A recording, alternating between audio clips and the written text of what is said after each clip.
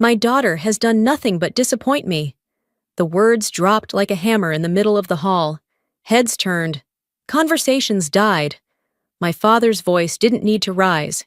It carried the way authority does when it's been practiced for a lifetime. He wasn't correcting me. He wasn't guiding me. He was branding me. And he did it in front of everyone. Neighbors, relatives, veterans who'd fought beside him.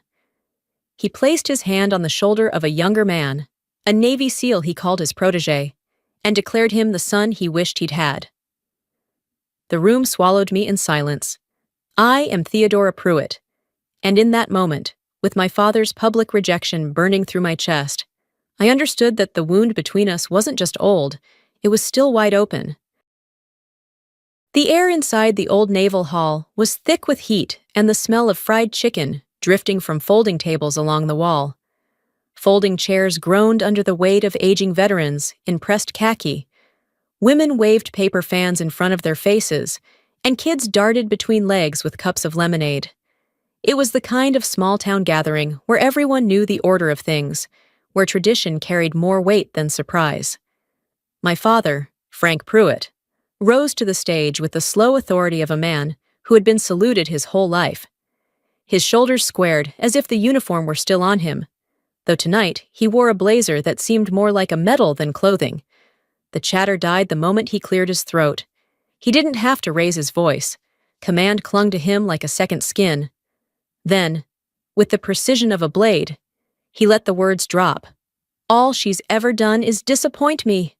The sentence cracked through the hall like gunfire. Conversations froze. A fork clinked against a plate and went still. Every head turned, and for a second I felt the floor tilt beneath me. My face didn't move, but inside my chest, something caved. He didn't stop there. My father turned, rested his heavy hand on the shoulder of the young man standing beside him, a broad-shouldered Navy SEAL in crisp dress blues, the kind of man whose posture carried its own applause. His name was Cole Mercer. My father's voice swelled with pride as he announced, "This is the son I never had." Murmurs of approval rippled through the room. People nodded, admiring Cole, their respect sliding away from me and toward the man my father chose to elevate. But then it happened. Cole's eyes found mine across the hall. The easy confidence drained from his face. His jaw slackened. And in a voice low but sharp enough for every ear nearby to catch, he whispered, "Black Widow?" The word cut through the silence, heavy with something no one else in the room understood. The veterans shifted uncomfortably. A few younger men stiffened, as if the name carried its own kind of gravity. My father's smirk faltered, confusion flashing across his eyes. The hall went utterly still. Respect, suspicion, curiosity. They all collided at once as every gaze locked on me. The silence roared louder than applause, and in that suspended moment, I felt the story I had carried in shadows begin to break into the light. The house where I grew up was small, wooden, and always smelled of black coffee and shoe polish. That was my father's scent, discipline brewed into the walls.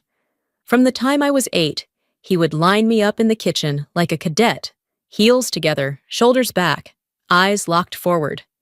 "Don't blink," he'd say, watching me until my lashes burned. My bedroom was no refuge. Every Saturday morning, he inspected it like a barracks. Sheets had to be pulled drum-tight, shoes lined in a perfect 45-degree angle. If there was dust on the windowsill, I cleaned until the cloth came away black.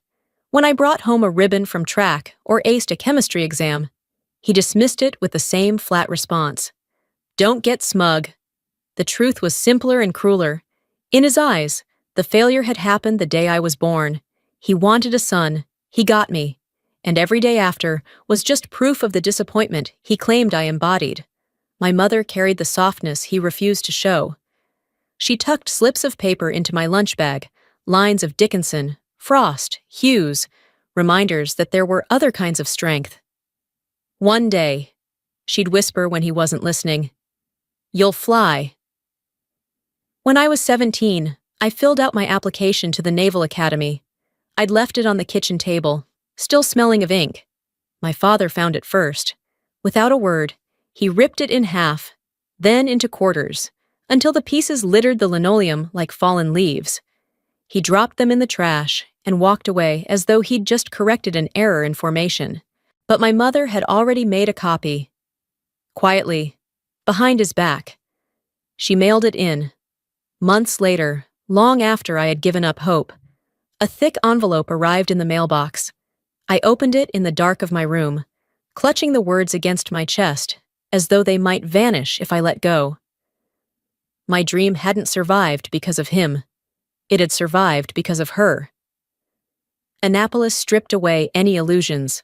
The mornings smelled of chlorine and cut grass. The nights of sweat and metal bunks. My hair was shorn. My voice trained into sharp answers. Yes, sir. No, ma'am. Precision was survival. I wasn't there to become a frontline warrior. My place was in intelligence and operations, in building the scaffolding of missions others would run.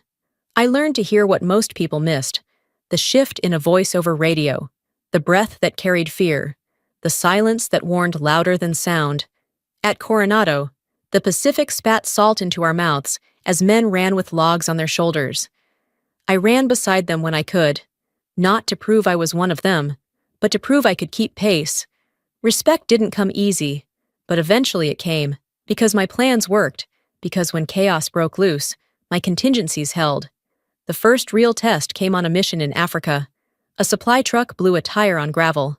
Gunfire cracked out of nowhere, and in an instant the entire plan threatened to collapse.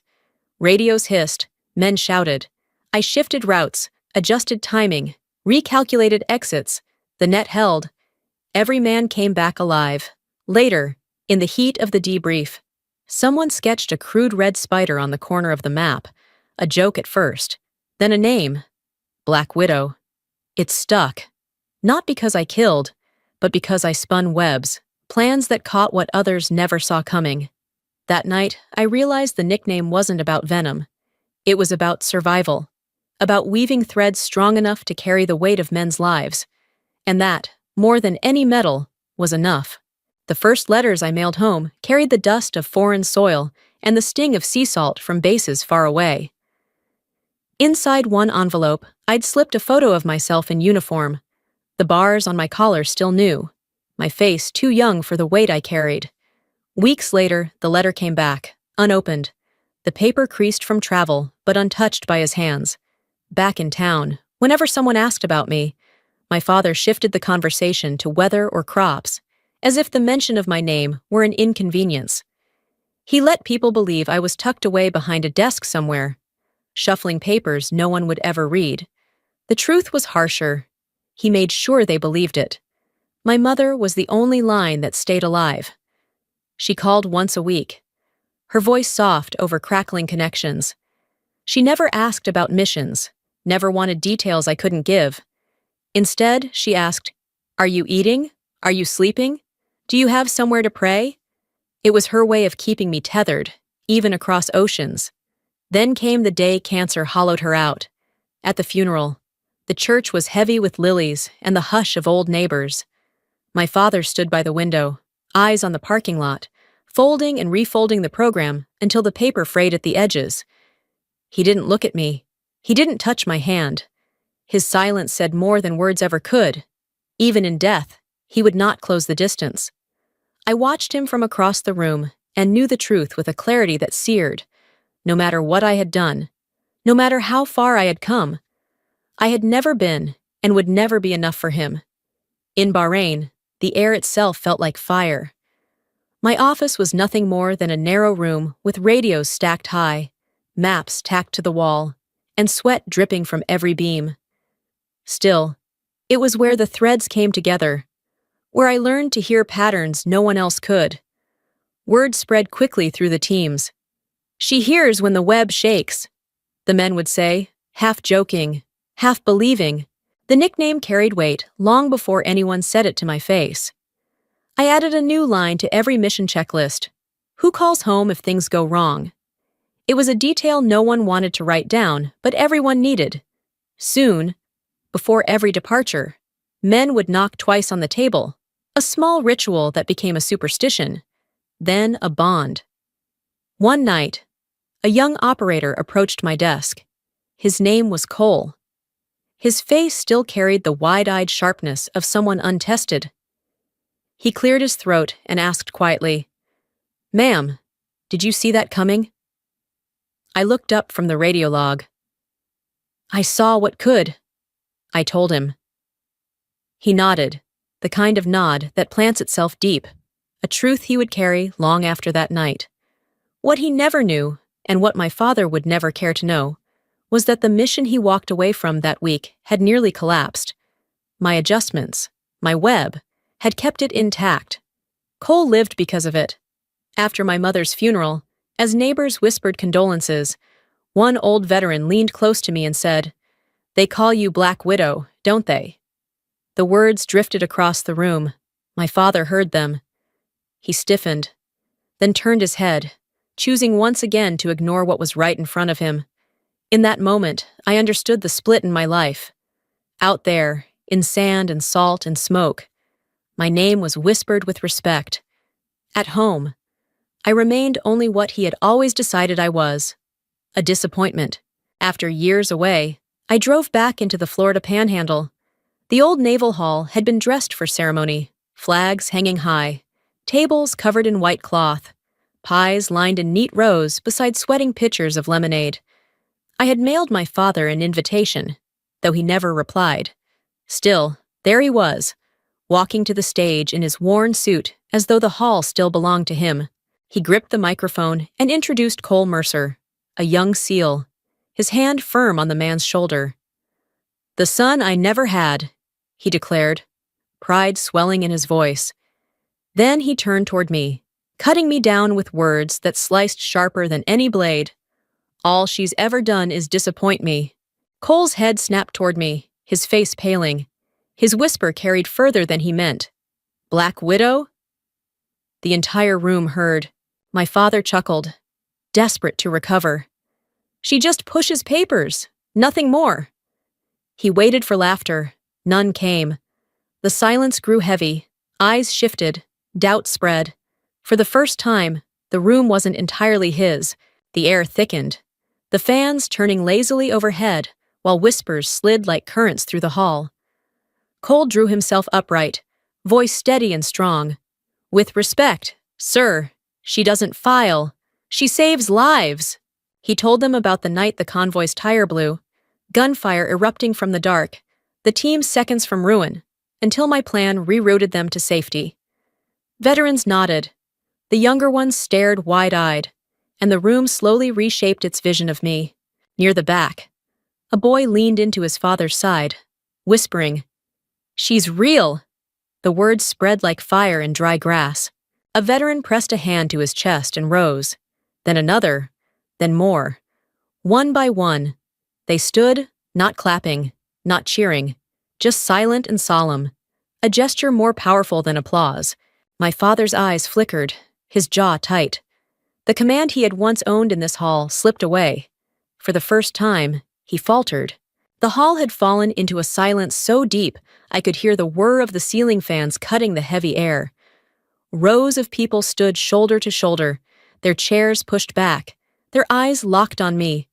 Behind my father, the American flag stirred faintly in the draft, its edges trembling as if it, too, was waiting.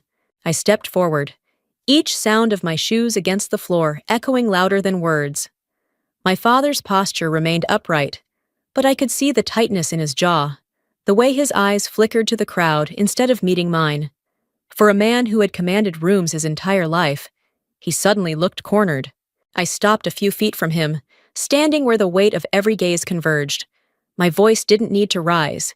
It carried on its own, sharp and steady. Respect isn't inherited. It's earned. Sometimes in silence, sometimes in rooms like this. The words landed like stone. Not a single breath dared to break the moment. The stillness deepened, pressing into every corner of the hall. For once, I wasn't the daughter being dismissed or the woman overlooked in favor of someone else's uniform. I was the one defining the ground beneath us. My father shifted, shoulders rigid, his smirk long gone. The crowd, who once would have laughed at his side, remained utterly unmoved. No applause, No cheers, just the weight of people rising together, holding their silence like a vow. In that hush, something irrevocable shifted. The veterans who had saluted him for decades now turned their eyes to me. The neighbors who once pitied me now measured me differently. Even the children stood still, wide-eyed, as if they had witnessed history tilt. And in the center of it all, my father seemed smaller than I had ever seen him.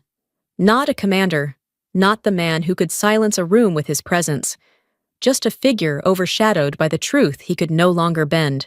The silence was no longer his weapon. It was mine. The hall itself had chosen, and for the first time in my life, I stood taller than the man who had tried to break me.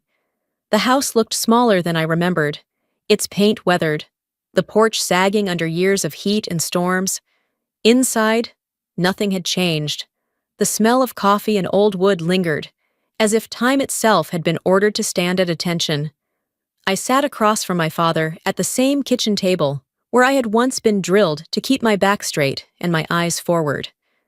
The scarred wood still bore the dark stain of a burn I'd made as a teenager. When I set down a pot too hot, he had lectured me for an hour that day. The mark had never faded.